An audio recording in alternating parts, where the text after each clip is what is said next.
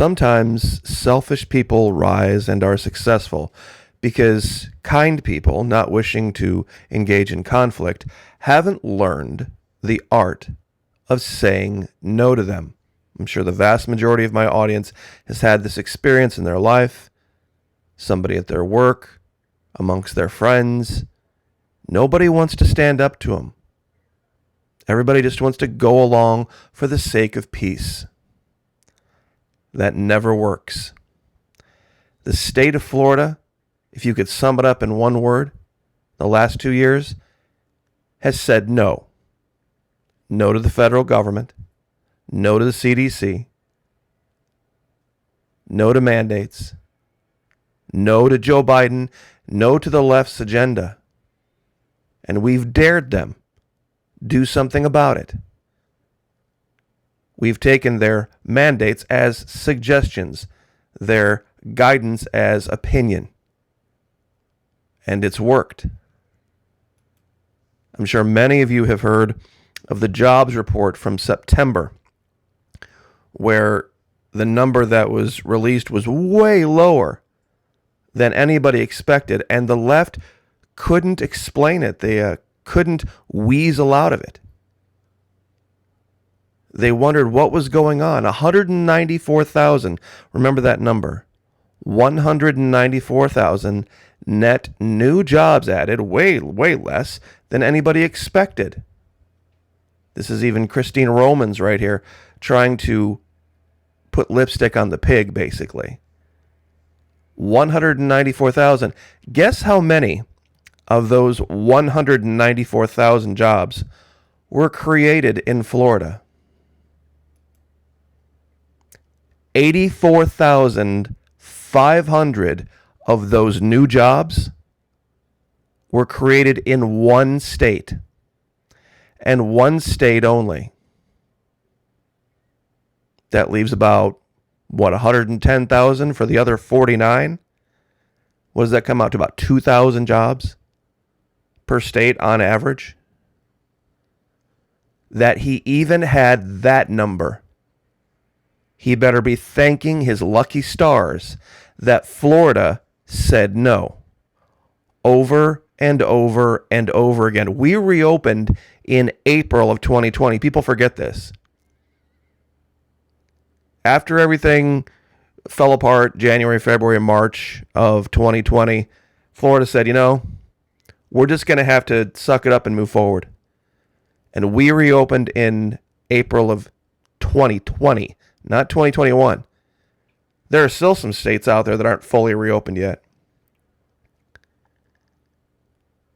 You're welcome, President Joe Biden, for even giving you that number. Without Florida, you would be lost. And the people around you know it, because we're probably one of maybe a handful of states that are paying the bills right now.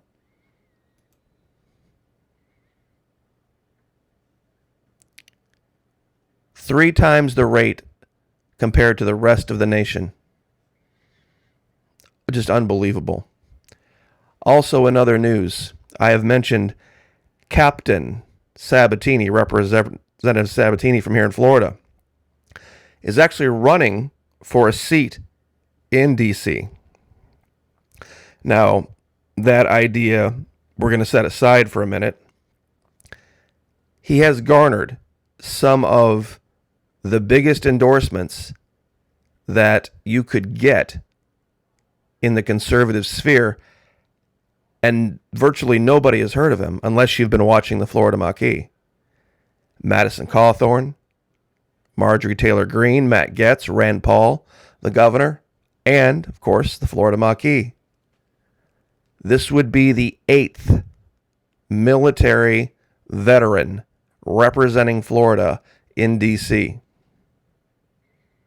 If anything's going to get done there, apparently Florida's going to have to do it.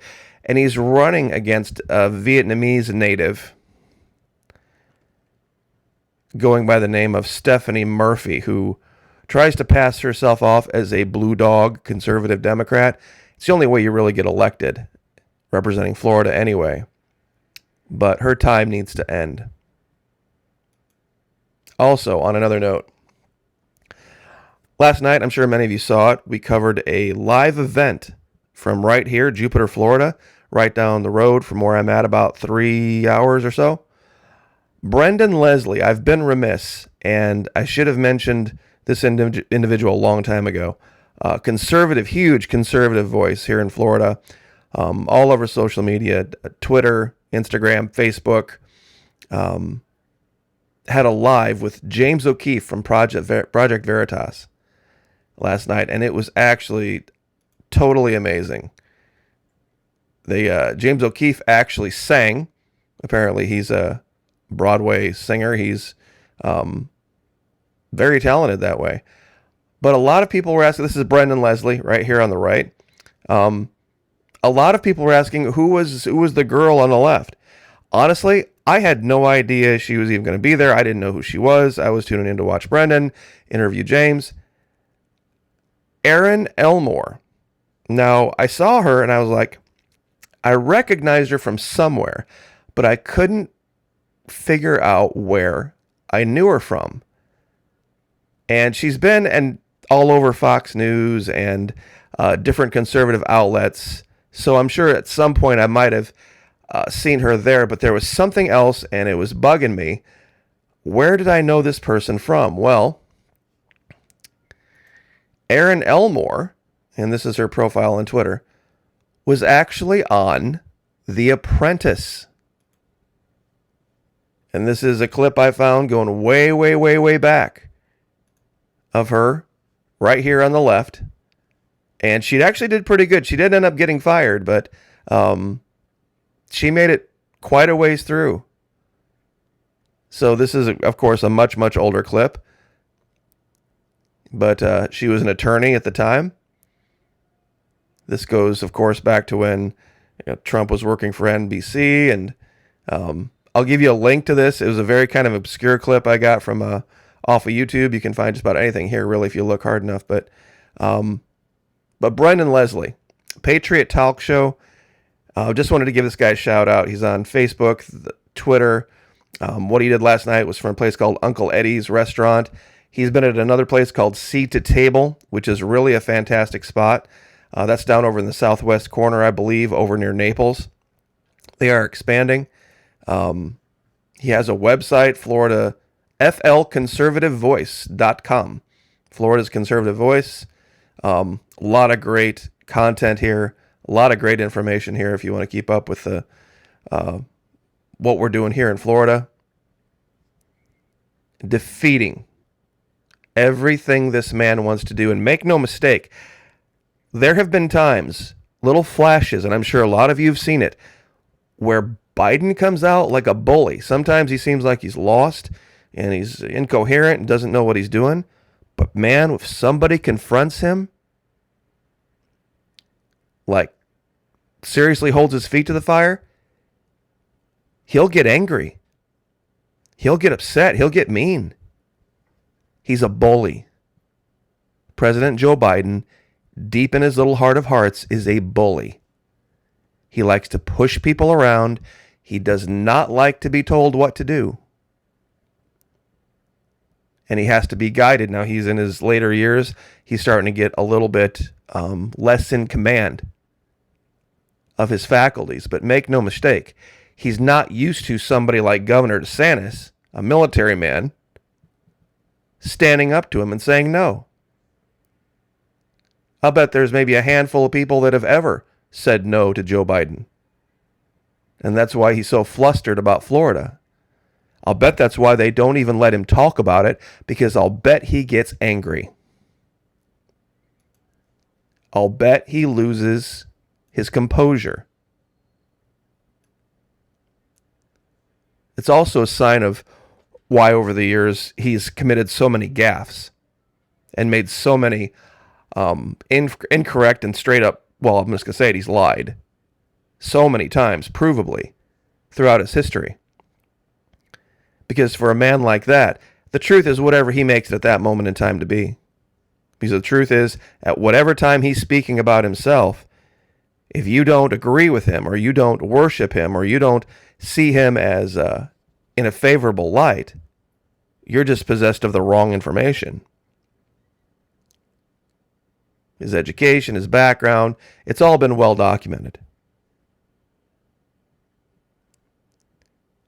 This is what we need to kind of catch on and spread, so to speak, is this ability to just say no.